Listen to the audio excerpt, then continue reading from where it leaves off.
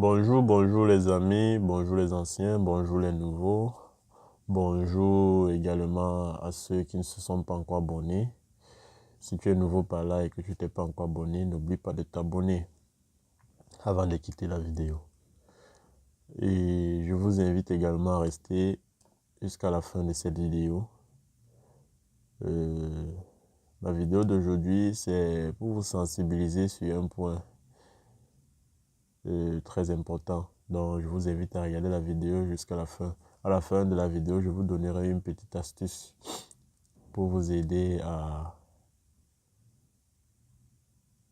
une petite astuce qui part tout dans le même sens de la sensibilisation. Donc, merci pour vos encouragements. Merci pour ceux-là qui partagent les vidéos. Je suis tombé au hasard dans certains groupes, je crois dans deux groupes. Je suis tombé dans deux groupes, je me suis rendu compte que deux de mes vidéos ont été partagées dans ces deux mêmes groupes. Merci à cette personne-là qui a pris le temps de partager ces vidéos.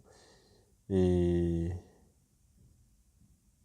merci à ceux-là qui prennent le temps de me lâcher un pouce bleu. Ça m'encourage énormément. Bon, aujourd'hui, je voulais vous sensibiliser. J'aimerais vous sensibiliser sur le fait...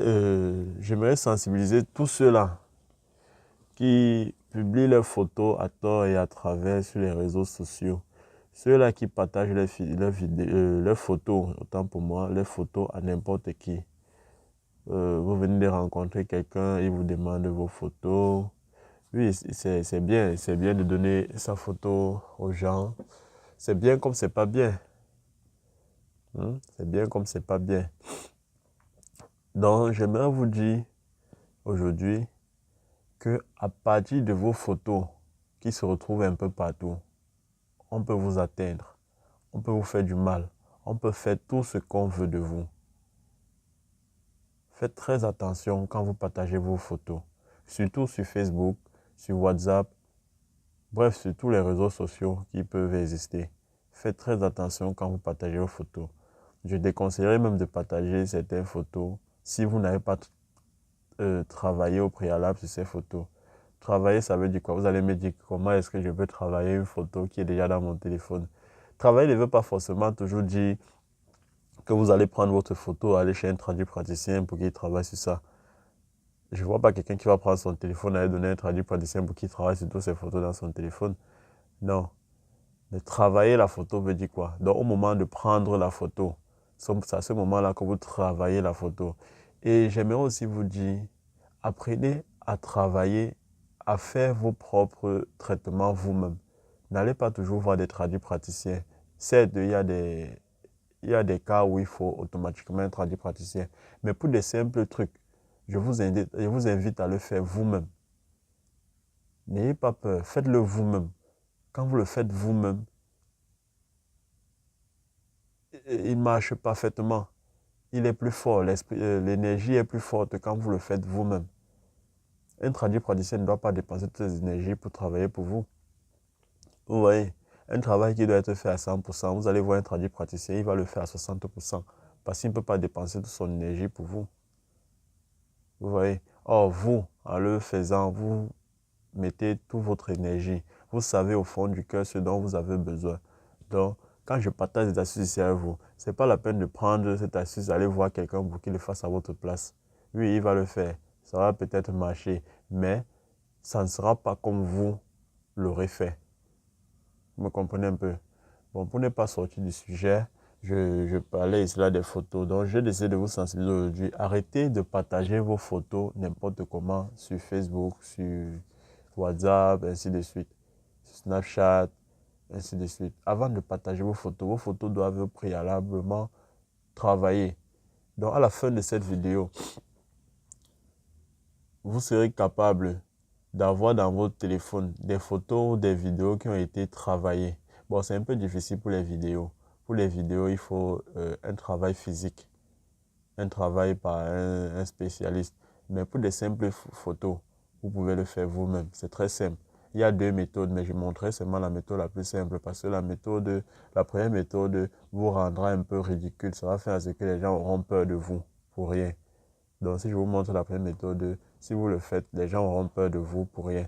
Donc, je vais vous montrer la méthode la plus facile.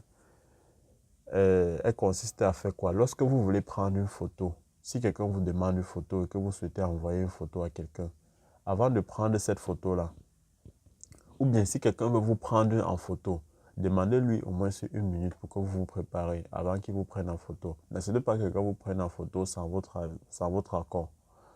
Donc, avant de prendre une photo que vous êtes prêt à mettre sur les réseaux sociaux, prenez au moins une minute, respirez et inspirez 3 fois. Après avoir fait cela, vous bloquez maintenant votre respiration. C'est-à-dire, avant de prendre la photo, vous respirez.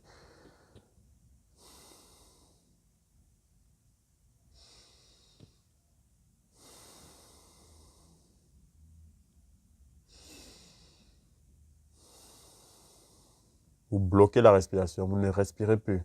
À cet instant, vous avez fermé vos portes psychiques. Parce que c'est par là que les mauvais esprits vous attaquent. Ils entrent par vos portes psychiques. Donc, quand vous avez expiré et inspiré, respiré et inspiré 3 fois, vous bloquez votre respiration avant de prendre la photo. Donc, vous allez bloquer votre respiration, bloquer carrément. Ne respirez ni par la bouche ni par les narines. Vous bloquez carrément. Vous bloquez et puis vous pouvez faire un signe à la personne de vous filmer ou bien si vous voulez vous filmer, vous-même vous filmez. Mais vous bloquez votre respiration. Là, votre photo est protégée. Même si c'est le plus grand sorcier du monde entier qui prend votre photo dans l'intention de vous faire du mal avec cette photo, il ne pourra pas parce que vous avez fermé toutes vos portes psychiques. Il ne pourra pas vous atteindre. Donc, prenez la peine, prenez toujours la peine. C'est vrai que parfois, quand on veut prendre des photos, on est excité, on est pressé, on a tout tendance à mettre la bouche, je ne sais comment, mettre le visage, faire des trucs. Non. Oui, vous pouvez faire cela, mais prenez au moins quelques secondes pour faire ce que j'ai dit et bloquer votre respiration. Même si vous voulez mettre votre bouche n'importe comment, je demandais surtout aux filles, même si vous voulez mettre votre bouche n'importe comment, mais rassurez-vous que vous avez bloqué votre respiration. Bloquer votre respiration, c'est fermer vos portes psychiques. Donc, c'était un peu ça ma vidéo. Si elle vous a plu, dites-le moi dans les commentaires. Si elle vous a pas plu, dites-le moi également ce qui vous a pas plu. Et j'espère que l'astuce sera facile pour vous. Comme je vous l'ai toujours dit, ici, moi, je fais toujours des astuces faciles. Bon, je sais qu'il y en aura certains qui viendront me dire, je veux la méthode compliquée. En fait, elle n'est pas tellement compliquée, mais elle va vous rendre un peu... ça va un peu trop attirer l'attention des gens. On va tous se demander pourquoi il fait toujours ça. Bon, bref, la méthode dite compliquée, qui n'est pas tout à fait compliquée, mais qui va vous rendre un peu bizarre aux yeux des gens, c'est juste dessiner, avant de prendre la photo, vous allez dessiner un pentagramme. Vous n'avez pas besoin d'un bic, juste avec votre index. Avec votre index, pas votre doigt, l'index, parce que c'est par là que votre énergie sort. Vous allez prendre votre index, vous allez dessiner au niveau de votre front un pentagramme. Vous n'avez pas besoin d'un bic, c'est juste comme ça. Vous n'avez pas besoin. Donc vous allez imaginer au fond de vous que ce dessin est en train de sortir sur votre front. Mais en réalité, ça ne sort pas. Mais au fond de vous, vous imaginez que ça sort. Vous allez dessiner un pentagramme. Un pentagramme, vous savez ce que c'est que le pentagramme. D'autres appellent étoile. Donc vous dessinez ça à main levée. Vous n'allez pas faire un trait avant de faire comme ça. Vous faites une fois directement comme ça. Vous voyez un peu? Ça, c'était juste une esquisse. Vous allez faire directement comme ça là, avant de prendre votre photo. Vous faites l'inspiration 3 fois et puis vous faites ce schéma. Ça, c'est la méthode dont je disais compliquée. Bon, c'est pas compliqué, mais ça va vous rendre un peu... Les gens auront peur de vous. Ils vont dire, mais pourquoi est-ce qu'il fait ça chaque fois? Je ne vois pas quelqu'un ici là qui va se placer devant ses amis et faire ça. Vous voyez un peu. Donc, ce qui est très simple, personne qui passe inaperçu, c'est comme j'ai dit, respirer 3 fois, expirer 3 fois, et puis vous bloquez la respiration. C'est tout pour ma vidéo. Partagez-la au maximum. C'est une simple vidéo, mais elle peut sauver plusieurs personnes. Sachez que la plupart des gens qui sont atteints mystiquement sont atteints à partir de leurs photos. C'est à partir de vos photos qu'on vous atteint la plupart du temps. La preuve est que parfois, quand vous voulez faire des traitements sur vous, le praticien parfois a besoin de votre photo Pour ceux qui ne sont pas au pays, qui ont besoin qu'on travaille, on fasse des rituels sur eux, généralement, le tradipraticien demande une photo de vous. Vous voyez. Si vous l'envoyez une photo que vous avez bloqué vos portes psychiques, il va vous demander une autre photo. Il ne va pas vous dire pourquoi il demande une autre photo. Mais il s'est rendu compte qu'il ne peut pas travailler ces photos-là parce que vous avez bloqué vos portes psychiques.